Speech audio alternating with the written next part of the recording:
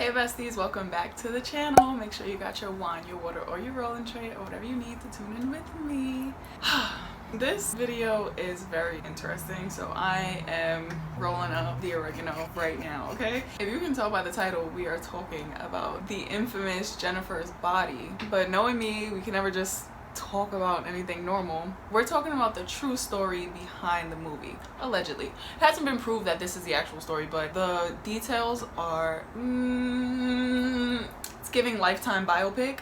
So yeah, I'm going to get this all set up. Actually, while I'm doing this, let me tell you guys about something new that I'm starting here on the channel. As most of you know, I like to premiere my videos as live streams so that we can chat together while the video is premiering. And I'm so grateful for the besties that leave me love donations in the middle of the lives. Like, I really appreciate that so much. So I want to let you guys know how much I appreciate you and show you some love. So this video shout out is for Moon Pie.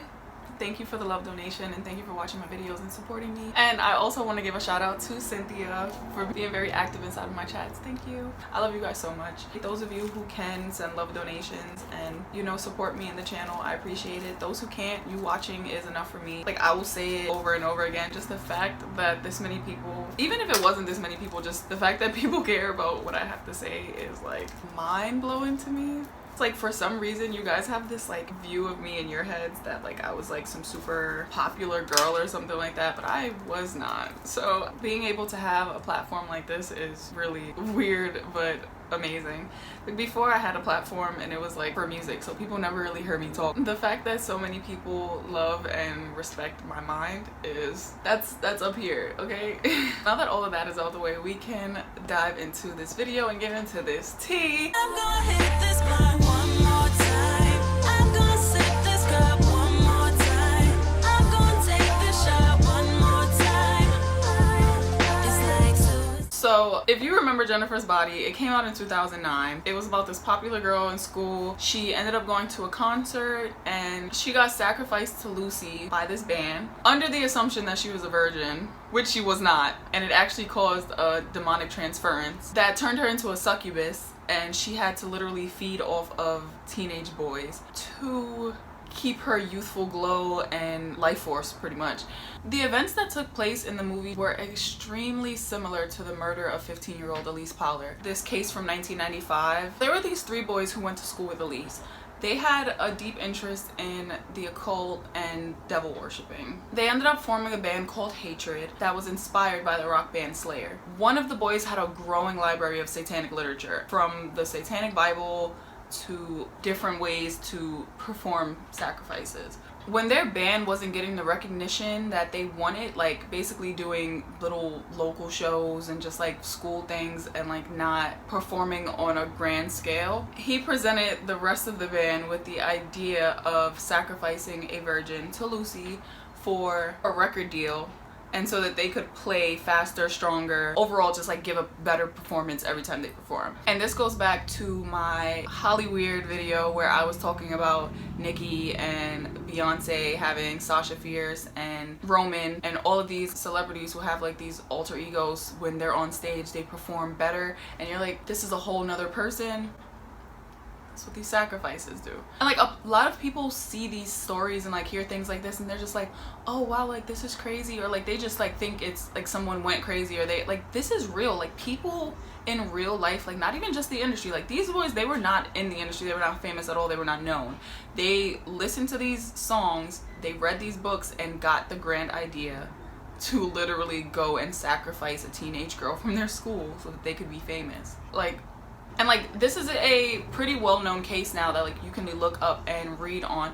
If we know about this case, how many other cases have there been of people sacrificing others for fame that just go swept under the rug? Because nobody actually ever comes out and admits that that's what they're doing, you know? Also, if you want like the deep, like gruesome details of what happened, I'm not gonna be talking about it here. You can go to a channel called Under the Ash Tree. They have a whole video dedicated to the events that took place in this case. The details of what happened to her, really, it doesn't matter for this video, like for the point that I'm trying to make, you know. It would just be added gruesome details for no reason. So after reading these books and figuring out what they were gonna do, they chose their victim, which was Elyse. So after they assaulted her and performed this ritual, they ended up getting arrested. They testified that it was Slayer's music that got into their heads and made them perform the sacrifice. The boys' parents tried to sue Slayer for their songs Postmortem and Dead Skin Mask because they said that it provided the boys with instructions on how to perform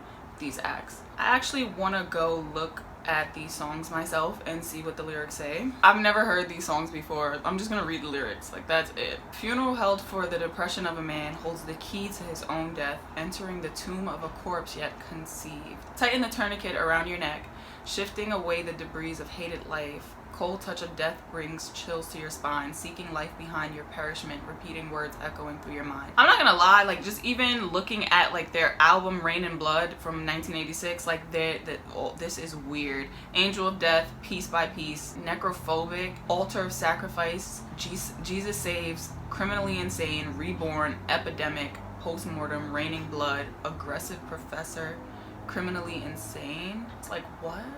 Okay, like I don't know how the song sounds. Again, I'm not gonna play it. I'm sure there's probably like some subliminals back there to make them go crazy. I don't know how they really tied that into making them do the, you know, the ritual. But okay, parents, blame everybody but you watching your kids. I mean, yeah, there are subliminals, but y'all bred some crazy kids, clearly. Let's see Dead Skin Mask. Graze the skin with my fingertips, dance with the dead in my dreams, listen to their hollowed screams. The dead have taken my soul, temptations lost all control. They didn't provide instructions at all. The lawsuits were dropped because they were said to be more descriptive than instructive, but it's crazy to me how like parents have literally been saying how rock music and just like music in general has subliminally been programming their kids to do things, and everybody just kind of sweeps these things under the rug and like, oh no, parents just hate rock music, they don't want you to enjoy anything. And it's like, again, okay. So in the movie Jennifer's Body, the band comes to town and they didn't go to her school, but they came to town to play, and they were tired of getting these little local gigs that they were getting, so they plotted to find a virgin at the show and take her back to the woods and sacrifice her. Jennifer, being the girl that she was, she lied and said that she was a virgin, so they took her. It didn't go the way it did in real life with Elyse, clearly. Elyse just lost her life, unfortunately. In the movie, Jennifer becomes a succubus and she starts feeding off of boys to stay alive. I was watching like a few videos, interviews, and just different things about the movie and like how it came about, and just gathering a bunch of information for this video, right? And if you guys follow me on Instagram, then you know that I've been talking about Megan Fox and Machine Gun Kelly a lot lately because they are harvesting some big vampire energy, like from wearing the vials of blood of each other's blood around their necks, to the bite marks, to, you know, him wearing the nails, and it's just like a lot of weird stuff happening right there. And she went on to Jimmy Kimmel and she was throwing up the 666 to the press, like literally there was no reason for her to be doing that, and she was just throwing it up, and I'm like, what is she doing? Like, she's trying to be like relevant again. What's happening? One of the things she said in one of her interviews about Jennifer's Body, that the scenes where she had to like fight off the band, she wasn't acting in those scenes. Like, she literally channeled the energy of when she first got into Hollywood and just being in Hollywood in general, and she said it was a metaphor for her being sacrificed to the big Hollywood studios. She felt like these people on set were literally sacrificing her body no matter what it was doing to her mentally. So those cries that you see in that scene were very real. Like, she channeled that from a very serious place, and she felt like she couldn't trust anybody on these sets. She didn't know what she did. Like, she was like, what did I do to make Hollywood hate me? And she didn't do anything but speak up about the shit that goes on in the background, which is crazy to see her now so cloned out. Like, she's, I don't know, this Megan now is not the same Megan that we knew in the beginning. Like, that girl who was on the red carpet, and one thing I have to bring up is that red carpet interview when she was first on Transformers. How do you shake your head? Because I'm pretty sure I'm a doppelganger for Alan Alda. Oh, get out of here. I'm a tranny. I'm a man. You do not look in the mirror and not think you're beautiful. Don't even. No, I'm so painfully insecure. Like, I'm on the verge of vomiting right now. I'm so horrified that I'm here and embarrassed. I'm scared. Is this your first time here? Yeah, it's my first time. I love you're watching the monitor. You're looking at Selma Hayek going, God, look how gorgeous she is. Have you looked at yourself lately? I really want her her boobs. Is your man Brian Austin Green here tonight? He's not. He doesn't want to be here. He doesn't want to be my date. He's a man. He has an ego.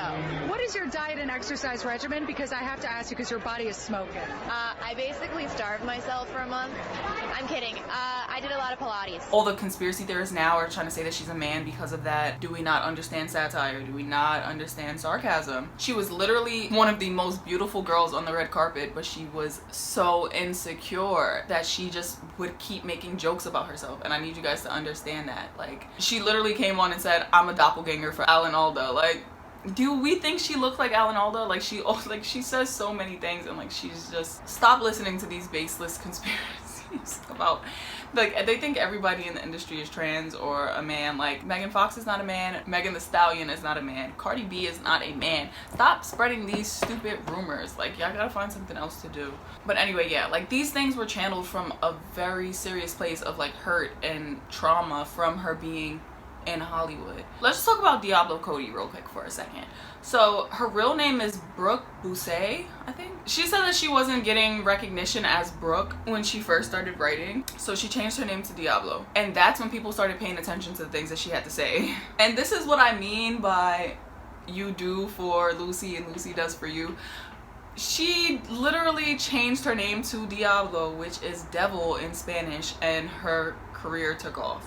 Whether it was in the strip club that she was working at, all of these different things. She knew that she had to create an alter ego and connect it to Lucy somehow in order to elevate. And like, that's a weird subliminal, it's just, I just thought that was weird. Like, it was just funny to me. They brought up Brooke and Diablo being Needy and Jennifer, which if you saw the movie, Needy was like very quiet and standoffish and to herself and just regular girl, right? Then you have Jennifer, who's spicy, Diablo, ready to take on anything. Like, she's just that girl. She was kind of writing their characters from a space of writing about herself and like learning herself. Also, I mean, like, there's so many things about this movie that just stick out to me, but like, another thing is the title of the movie, that it comes from this song Jennifer's Body that was written by Courtney Love. And if we know anything about Courtney Love, my girl is going to expose some shit, okay?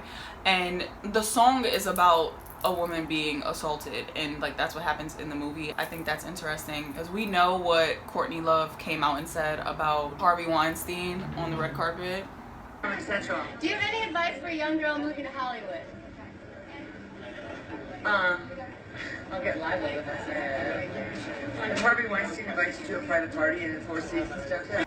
So, I don't know. It's just, it's so many, just, Hollywood is a nasty, scary place. Hollywood, the music industry, all of it, it's all connected. I just thought this was an interesting case to talk about because I've been seeing so many people talking about Jennifer's Body lately. Like, it's like, for it to have flopped so hard when it first came out. And one of the reasons that it flopped, which is crazy, the rollout for the film was only catering to the male gaze, and the movie was supposed to be like this big feminist thing. Like, there's one part in the movie where she's like, Jennifer, you're killing people, and she's like, I'm not killing people, I'm killing boys.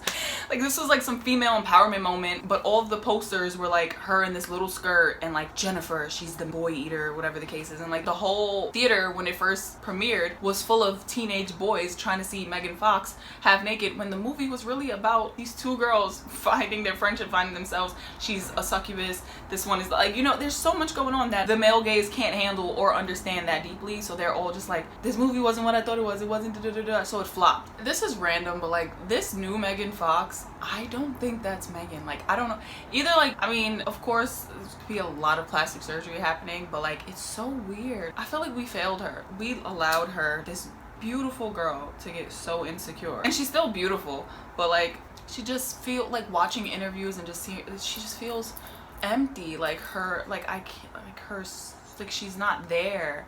Like, her soul is gone, and it's like, it's really sad. If you follow me on Instagram, then you probably remember this post that I made not too long ago about Megan Fox and Machine Gun Kelly trying this psychedelic ayahuasca, I think that's how you pronounce it, and during her trip she went to hell for eternity. So the couple flew to Costa Rica to drink the hallucinogenic tea for a 3-day spiritual journey. Megan Fox revealed how she went on a strange trip with Machine Gun Kelly that ended in hell. She said, everybody's journey is different, but on the second night I went to hell for eternity. Just knowing it's eternity is torture in itself because there's no beginning, middle, or end.